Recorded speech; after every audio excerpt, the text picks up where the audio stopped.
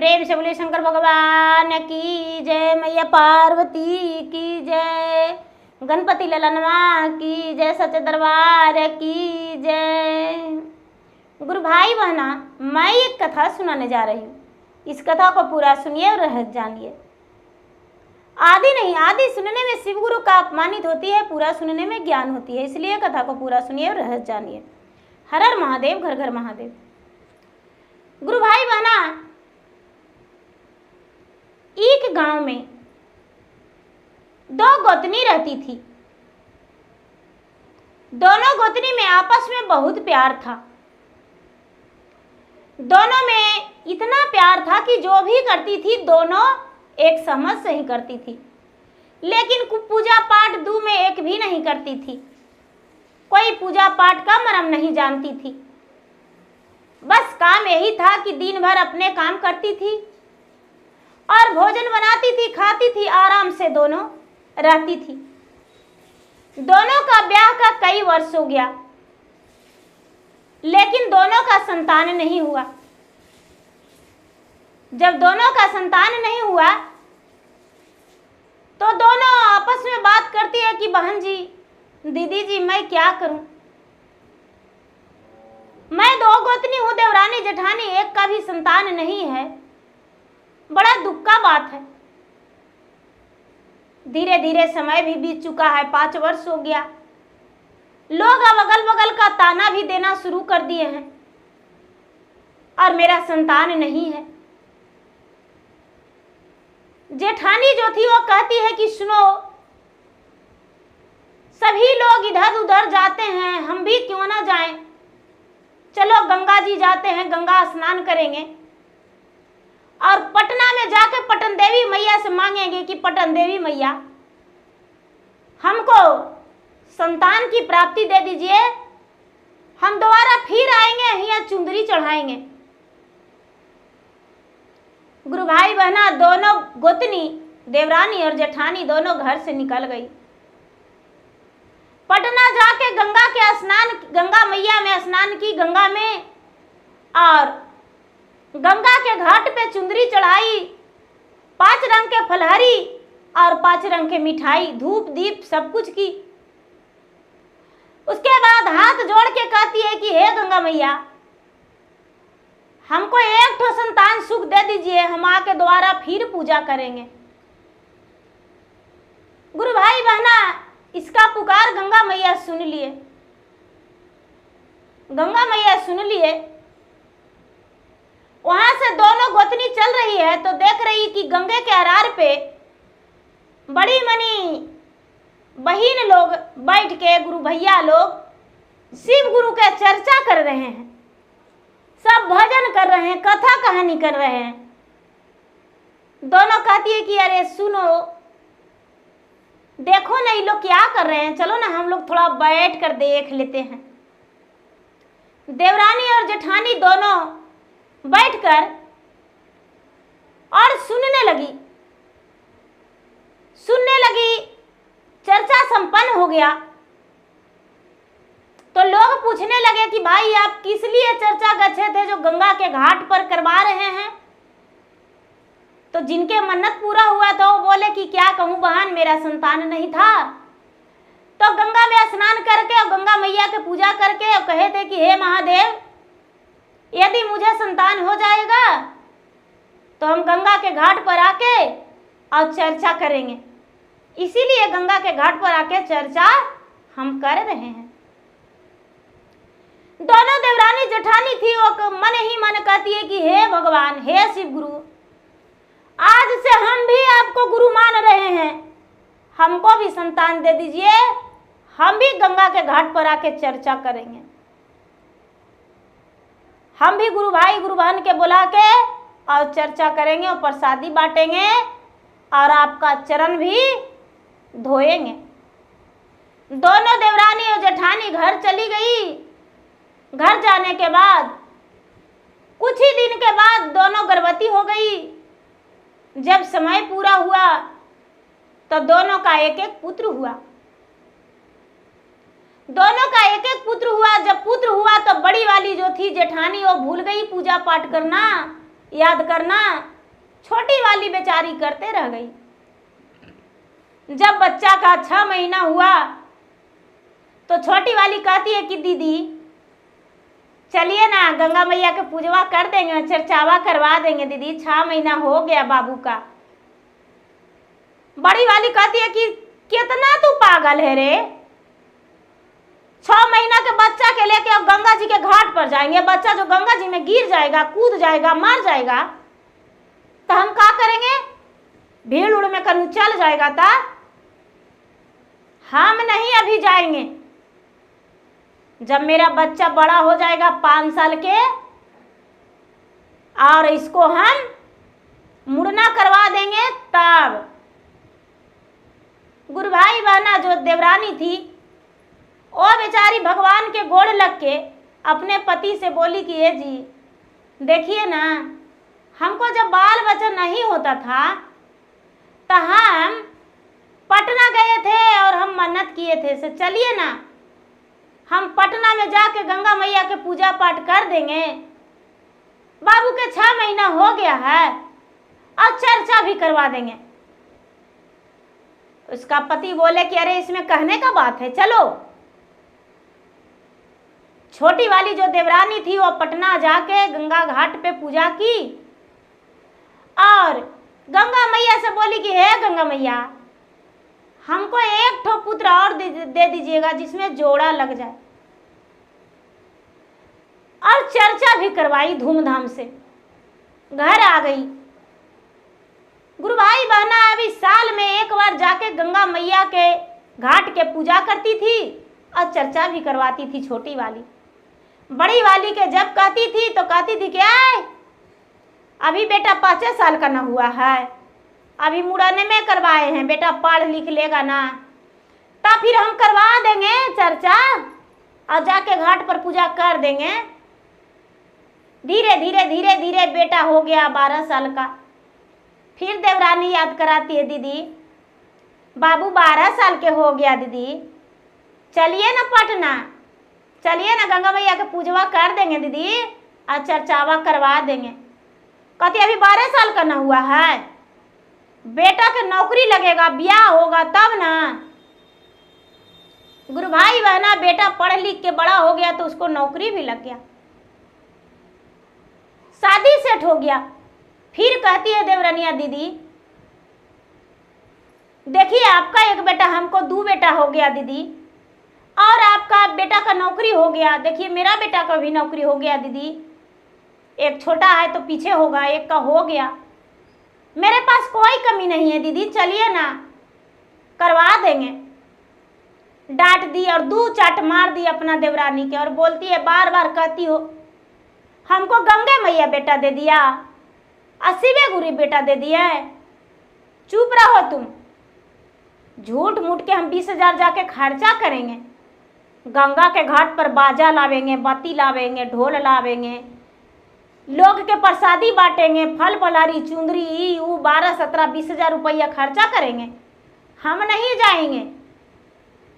हमको बेटा के बियाह है, देखल जाएगा बियाह हो जाएगा तब। गुरु भाई बहना बेटा के बारात में धूमधाम से सब विध कर रही थी, जेठानी धूमधाम से विध कर रही थी। जब बारात सजने लगा तब पार्वती मैया कहते हैं कि ये जी आप तो उसको बेटा नहीं दे रहे थे, लेकिन हम ही आपसे जिद किए थे, चलिए ना चलते हैं उसको घर, जरा उसको बेटा का ब्याह देखेंगे। तब पार्वती के कहते हैं भोलेनाथ कि अरे हम लोग के भाव देगी वो, नहीं कैसे देगी, चलिए तो। भोले बाबा एगो बूढ़ा बन के, अब पार्वती मैया बूढ़ी बन के और जाके दरवाजा पर खड़ा हो गए, बारात निकल रहा है तो कहते हैं कि बेटी बड़ी बढ़िया से बारात साजी हो बेटी, बड़ी अच्छा लग रहा है, जरा एगो हमको भी सड़िया पहना दो बेटी, और जरा हमको जो पति हैं इनका धोती फटा एगो धोती दे दो बेटी, बड़ी नाम लेंगे।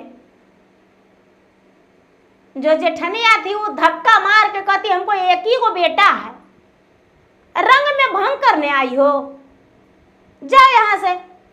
ये बुढ़िया आके बड़ा साड़ी मांग रही है, धोती मांग रही है। अरे जा जा, बड़ा हमको घर जब यही काम है तो सब लोग खाया है, जाके मेरा आंगन में साफ कर दो, आंगन में थोड़ा सा गंदा लगा हुआ है। हम लोग बड़े बड़े आदमी हैं, सबके देखो कितना बढ़िया से पहनावा ओढ़ावा है, फटी गुदड़ी पहन के आ गई हो। पार्वती मैया गिर गए और शंकर भगवान भी गिर गए, गुरु भाई बहना। अब कहते हैं जिसका दिया है पुतवा और उसी को काटता है कुतवा। अरे हम ही दिए हैं इसको बेटा, अब मुझ पर ही बरस पड़ रही है। चलो अच्छा है, कोई बात नहीं, बारात जाओ, बेटा के ब्याह करके आ जाओ। बारात तो निकल गया गुरु भाई बहना घर से, बारात धूमधाम से जहां था जाना था वहां चल गया। मंडप पर विध व्यवहार होने लगा, दूल्हा बैठ गया, सारी विध हो गया। जब सन सोगैला लेके दूल्हा खड़ा हुआ गुरु भाई बहना, तब बड़ी कस के आंधी तूफान आ गया, बहुत जोर से अचानक मड़वा उड़िया गया। बराती जो था सबके आंख में धूल पड़ गया, आ दूल्हा सन सोगैला ले ले आ उड़ गया। उड़ल उड़ल गुरु भाई बहना वही गांव में एक बहुत बड़ा कुआं था और कुआं में दूल्हा गिर गया। कुआं में दूल्हा गिर गया तो पत्थर के कुआं था गुरु भाई बहना, पत्थर में दूल्हा लटक गया और सन सोहगैला चल गया कुआं में। पत्थर में कुआं दूल्हा लटक गया। अब भगवान के ध्यान लगा है कि हे भगवान, इसमें हमारा माँ का दोष है। हमको चाची बार बार कहती थी कि है दीदी चर्चा करवा दीजिए, गंगा मैया का पूजवा करवा दीजिए, लेकिन नहीं तो हमको माँ मुंडन करवाई और नहीं तो हमको माँ पूजा करवाई और नहीं तो चर्चा करवाई। आते समय को भिखरिया साड़ी मांगा, धोती मांगा, वो नहीं हमको माँ दी। सब हमको माँ के गलती है, भगवान मुझे क्षमा कर दीजिए। अगर जो मेरा प्राण बच जाएगा तो सब मन्नत पूरा करेंगे, हमको कुआं से निकाल दीजिए। अब लगातार बेटा जप रहा है कि हे भगवान हमको कुआं से निकाल दीजिए। गुरु भाई बहना होनी कि कुछ लोग पानी भरने गए, उसमें दो चार लोग राह के राहगीर लदनी खेदनी लाद के जा रहे थे और पानी भरने गए तो उसका जो बाल्टी था, बाल्टी वो बेचारा पकड़ लिया जो कुआं में गिरा हुआ था दूल्हा, और बाल्टी पकड़ लिया तो ऊपर से जो साहूकार था वो कहता है कि कौन हो भाई, मेरा बाल्टी क्यों पकड़ लिया, कौन है, भूत है, प्रेत है? तो कुआं में से कहता है कि भैया हम भूत प्रेत नहीं है, हम कुआं में गिर गए हैं भैया, मुझे निकाल दीजिए। बेचारा साहूकार अपना रस्सी छोड़ के भाग गया, गांव में हल्ला किया, भाई एगो कुआं में भूत है, चल के सब देखिए। गांव का लोग टूट पड़े, सब मिलके उसको निकाले गुरु भाई बहना, तो देखते हैं कि अरे उसको ही ब्याहवा था, वही दुल्हवा गिरल है कुआं में, ये गिर गया है कुआं में, इसको चलो हम सब मिलके निकालेंगे भाई। सब मिलके निकाले, और जब सब मिलके निकाले तो जिसका जमाई था उससे पूछा गया कि भाई देखो कुआं में कैसे गिराई, जाके पूछने लगे तो वो लड़का सारी कहानी कह दिया कि भाई देखिए मेरे साथ ऐसे ऐसे हुआ, हमको माँ मन्नत मांगी थी लेकिन मन्नत पुराई नहीं, चर्चा नहीं करवाई, और इसी के कारण भगवान मुझे कुआं में डाल दिए, और 4 दिन 5 दिन हम कुआं में रह गए। उसके माता पिता के खबर दिया गया, उसके माता पिता भी आए, और जब माता पिता आए तो देखते हैं कि सच में मेरा बेटा है, उसका घर है तो 4 दिन से भोजन नहीं बना था। हाहाकार मच गया था कि भाई बेटा मेरा मंडपे पर से उड़ के कहां चला गया। उसको मां भगवान से विनती की कि हे भगवान, हे भोलेनाथ, आपका महिमा अपरंपार है। हम घमंड कर लिए थे कि मेरा बेटा तो सर्विस वाला हो गया और मेरे पास इतना रुपया है, लेकिन हम नहीं जानते थे भगवान कि आपका महिमा अपरंपार है। घमंड को चूर कर दीजिएगा और मेरा घमंड को आप चूर कर दिए। आप तो सच में देवादिदेव महादेव हैं, कालों का काल महाकाल हैं। आप सचमुच में भोले भंडारी हैं, आपको हम समझ नहीं पाए। हे भगवान, मेरा बेटा का जीवन दान दे दीजिए। जैसे आप मेरे बेटा को जीवन बचा के रखे हैं, बस अमर कर दीजिए और मेरा बेटा का ब्याह हो जाए। अपने बहू को और बेटा को, गांव वाला को, सबको पटना ले जाएंगे और ले जाकर गंगा मैया के पूजा करेंगे और 9 चुंदरी चढ़ाएंगे और एगो धोतिया चढ़ावेंगे और चर्चा में सब भाई और बहना को हम ले जाकर चर्चा करवाएंगे और प्रसादी बांटेंगे धूमधाम से। बेटा को भी ज्ञान हम लेवा ले देंगे कि मेरा बेटा भी आपका भक्ति करेगा, मेरा बहू भी करेगी, मेरा पति भी करेंगे। गुरु भाई बहना धूमधाम से उसका बेटा का ब्याह हो गया